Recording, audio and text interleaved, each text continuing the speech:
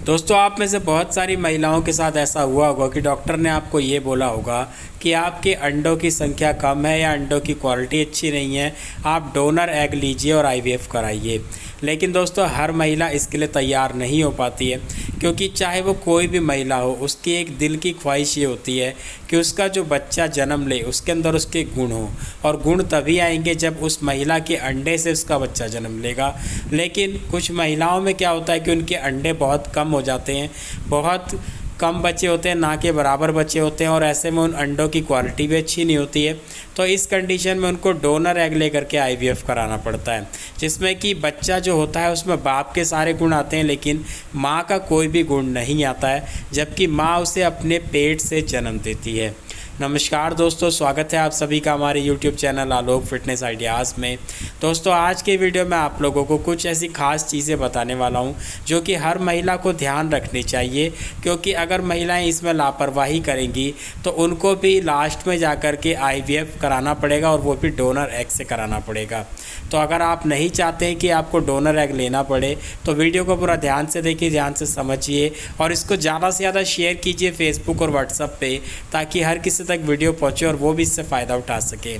तो चलिए शुरू करते हैं। दोस्तों, किसी भी महिला के शरीर में उसके बचे हुए अंडों की संख्या का पता लगाने के लिए एक टेस्ट किया जाता है, जिसको बोला जाता है AMH। AMH का मतलब है एंटी मुलेरियन हार्मोन। दोस्तों, इस टेस्ट में क्या होता है कि महिला का ब्लड सैंपल लिया जाता है, और ब्लड सैंपल लेने के बाद उसमें AMH की वैल्यू चेक की जाती है। नॉर्मली जो एक वैल्यू होती है वो 1 से लेकर के 5 में बताई जाती है, लेकिन अगर किसी महिला के अंदर 1 से नीचे AMH आ रहा है तो उसको लो AMH कहा जाता है, और 5 से ज़्यादा आता है तो उसको हाई AMH कहा जाता है। लो AMH का मतलब है कि उस महिला की अंडेदानी यानी कि उसकी ओवरी के अंदर जो अंडों की संख्या है बहुत कम बची है। वहीं अगर 5 से ज़्यादा AMH आ जाता है तो इसका मतलब ये है कि उस महिला की ओवरी में बहुत सारे फॉलिकल्स हैं और कोई भी फॉलिकल ग्रो नहीं कर पा रहा है। इस चक्कर से महिला को AMH हाई की प्रॉब्लम है, यानी कि इसको PCOD भी हम कह सकते हैं, जिसको पॉलीसिस्टिक ओवेरियन डिजीज़ या फिर पॉलीसिस्टिक ओवेरियन सिंड्रोम कहा जाता है। तो दोनों ही कंडीशन में महिला को माँ बनने में समस्या आती है। फॉलिकल्स बहुत ज़्यादा हो जाएंगे, ग्रो नहीं करेंगे तो भी, और फॉलिकल्स कम रह जाएंगे यानी कि अंडे कम रह जाएंगे, ग्रो नहीं करेंगे, रप्चर नहीं होंगे या फिर उसकी क्वालिटी अच्छी नहीं होगी, तो भी महिला कंसीव नहीं कर पाएगी, और अगर कंसीव कर भी लेगी तो मिसकैरेज होने के पूरे चांसेस बने रहेंगे। मेरे पास बहुत सारी ऐसी महिलाओं के कमेंट्स भी आते हैं जिनका करीब 6 महीने 7 महीने पहले AMH 2 से 3 से ऊपर था, लेकिन अब उन्होंने जब लेटेस्ट अपना टेस्ट कराया तो उनका जो AMH है वो 0 से नीचे आ गया। तो दोस्तों, आप खुद देखिए कि 5 से 6 महीने 7 महीने में ही इतनी तेज़ी से उनका AMH गिर गया, और ऐसे में वो एक उम्मीद लेकर के बैठी है कि वो अभी नेचुरली कंसीव करेंगी, लेकिन जब आप खुद ही देखिए अंडों की संख्या ही बहुत कम बची है, तो ऐसे में वो नेचुरली कंसीव कैसे कर पाएंगी। दोस्तों, होता क्या है कि महिलाएं जानबूझ करके अपना टाइम वेस्ट करती हैं,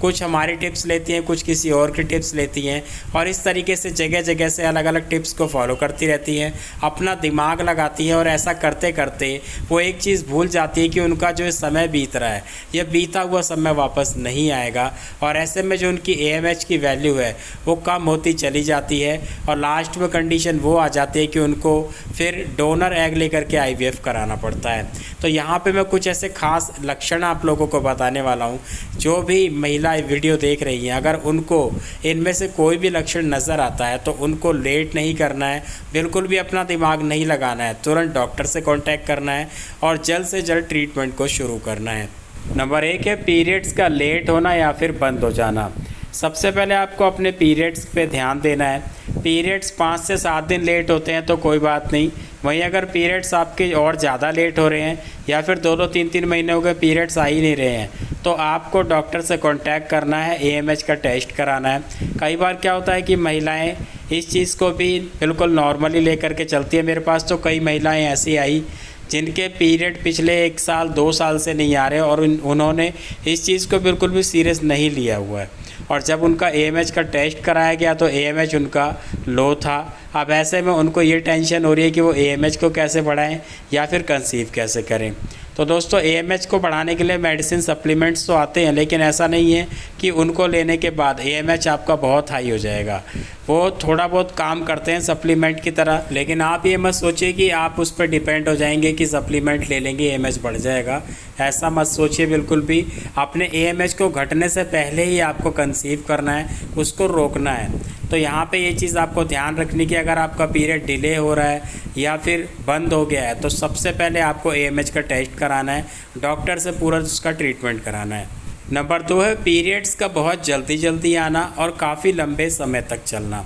दोस्तों अभी आप सोचेंगे कि पिछला जो लक्षण मैंने बताया उसमें ये बताया कि पीरियड्स डिले होना या फिर पीरियड्स का बंद होना, और अब आप हैरान हो जाएंगे कि ये भी एक बहुत बड़ा लक्षण है कि पीरियड्स अगर आपके बहुत जल्दी आ रहे हैं, महीने में 2-2 बार आ जा रहे हैं और पीरियड्स की ब्लीडिंग बहुत लंबी चल रही है, तो आपको यहाँ पे ये चीज़ ध्यान रखनी है कि ये भी लो AMH का एक कारण हो सकता है। क्योंकि जब महिला की एज 40 क्रॉस कर जाती है और ऐसे में वो मीनोपॉज की तरफ जब बढ़ने लगती है तो उसके साथ ये वाला लक्षण भी अक्सर देखा जाता है जो मैं अभी आपको बता रहा हूँ। तो इस कंडीशन में भी आपको अलर्ट रहना है और डॉक्टर से कांटेक्ट जरूर करना है। नंबर 3 है पीरियड्स का जो ड्यूरेशन है उसका कम होना। दोस्तों बताना चाहूँगा, नॉर्मली अगर हम पीरियड्स की बात करें तो किसी भी महिला का जब पीरियड आता है तो मिनिमम 3 दिन, मैक्सिमम 5 से 6 दिन तो चलता ही चलता है। ऐसे में अगर किसी महिला के साथ ऐसा हो रहा है कि उसका जो पीरियड ड्यूरेशन है हमेशा 4 से 5 दिन 6 दिन चला करता था,